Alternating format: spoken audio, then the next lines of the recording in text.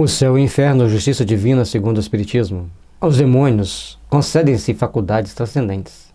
Nada perderam da natureza angélica. Possuem o saber, a perspicácia, a previdência e a penetração dos anjos, tendo ainda a mais astúcia, ardil e artifício, tudo em grau mais elevado.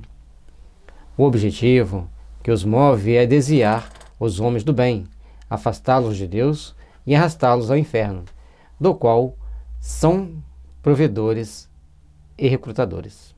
Não dá para conceber um Deus que faria seres tão diabólicos apenas para atormentar os homens, para jogá-los no inferno. Na realidade, eu entendo que a pessoa que queria dizer que a gente deveria ter cuidado com as influenciações espirituais, porque essas influenciações espirituais poderiam nos arrastar por um caminho perigoso e até mesmo nos jogar literalmente no inferno. Mas, da forma com que é colocado, e de uma forma tão incisiva, aí deixa margem à refutação, e o bom senso mostra que, sendo Deus tão perfeito, ele não ia criar seres para destruir os homens, por mais imperfeitos que eles fossem.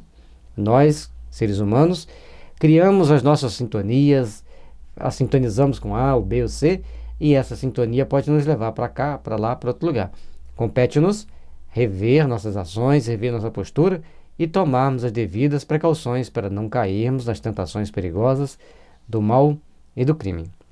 Assim compreende-se que se dirijam de preferência aos que estão no bom caminho e nele persistem.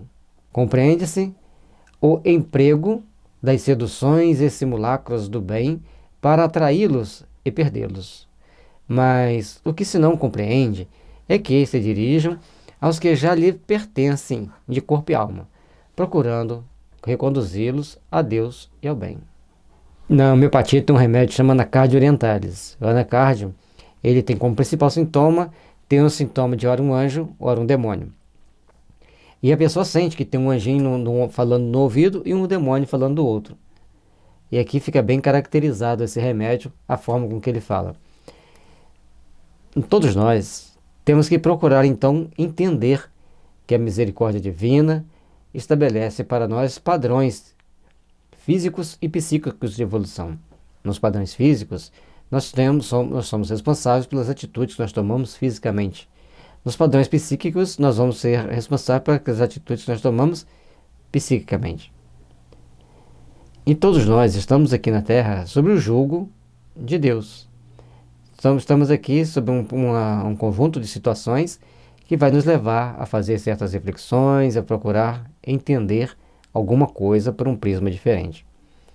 E baseado nisso, então nós temos que procurar ser mais vigilante, ser mais atento, para que realmente a gente proteja-se de si mesmo e procure então encontrar outros valores para a nossa vida, encontrar outros valores para a nossa existência. Procuremos, pois, trabalhar intimamente para nos fortalecer no bem, para nos fortalecer nessas bases do amor e construirmos então a paz e a harmonia em nossos corações. Acreditando sim que Deus é justo, misericordioso, mas que no mundo o qual habitamos existem espíritos bons e existem espíritos maus. E ambos estarão em um só pacote, caminhando sobre a terra, alguns encarnados e outros desencarnados. E por causa disso, nós temos as nossas dificuldades naturais a serem vencidas. Quem mais estará nas garras do demônio do que aquele que de Deus blasfema, atido ao vício e à desordem das paixões? Esse não estará no caminho do inferno? Mas então como compreender que uma tal presa, esse demônio exorte a rogar a Deus, a submeter-se à sua vontade, a renunciar ao mal?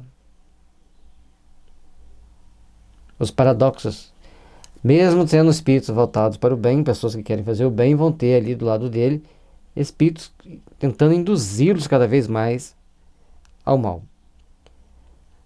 Mas à medida que a gente vai entendendo o Evangelho, a gente vai vendo outras faces da mesma moeda. E uma delas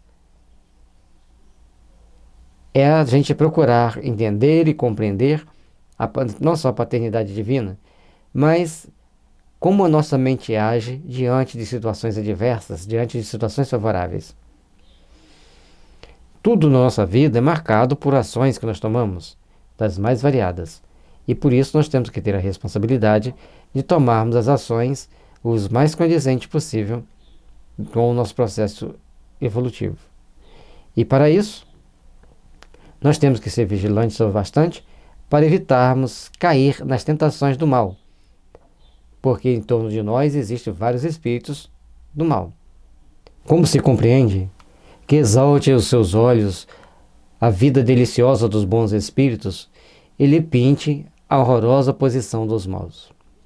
Jamais se viu negociante realçar aos seus fregueses a mercadoria do vizinho em detrimento da sua, aconselhando-os a ir à casa dele.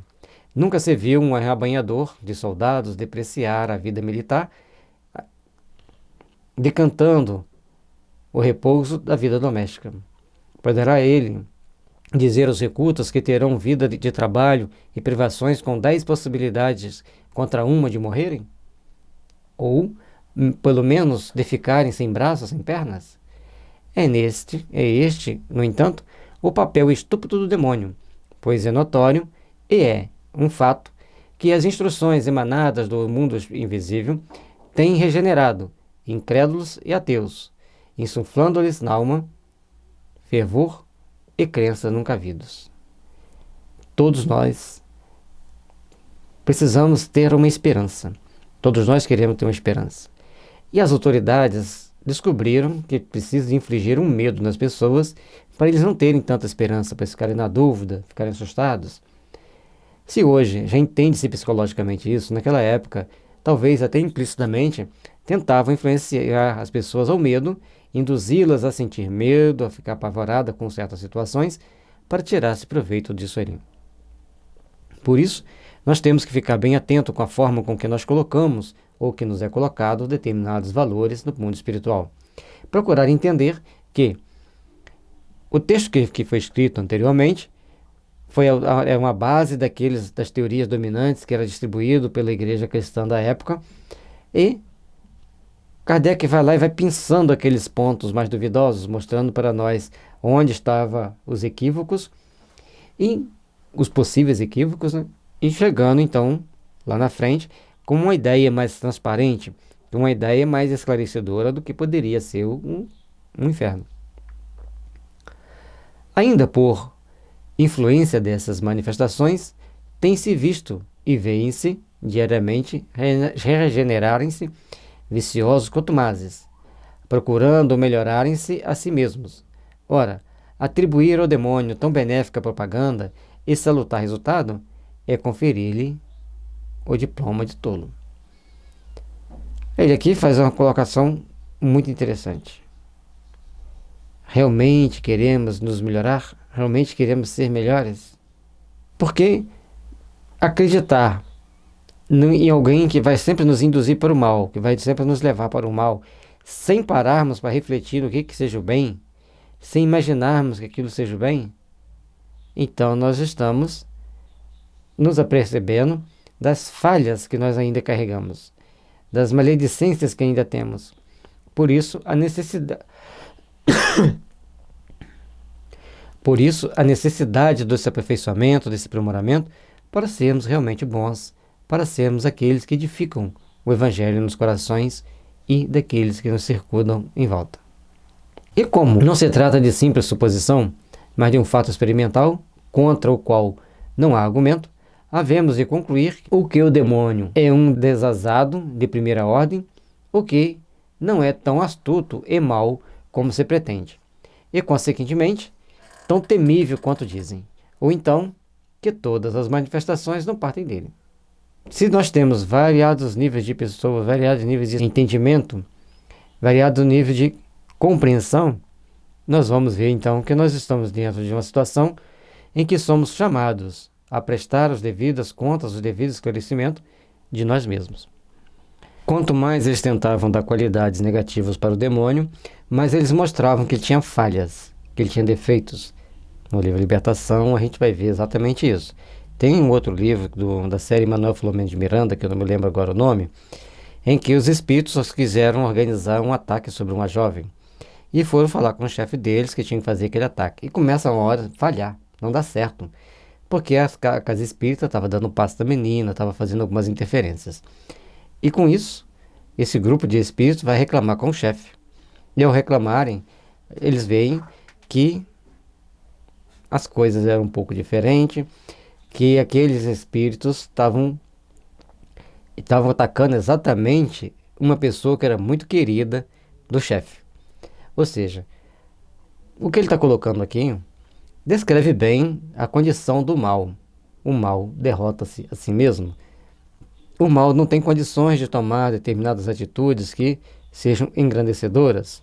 O mal, então, ele tem que começar a rever seus conceitos, a rever seus pontos de vista para poder seguir rumo à luz.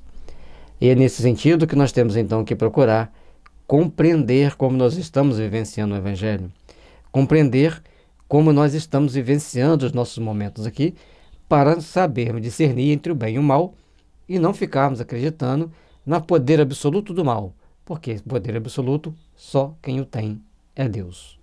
Deus é a sublime energia que permeia tudo no universo.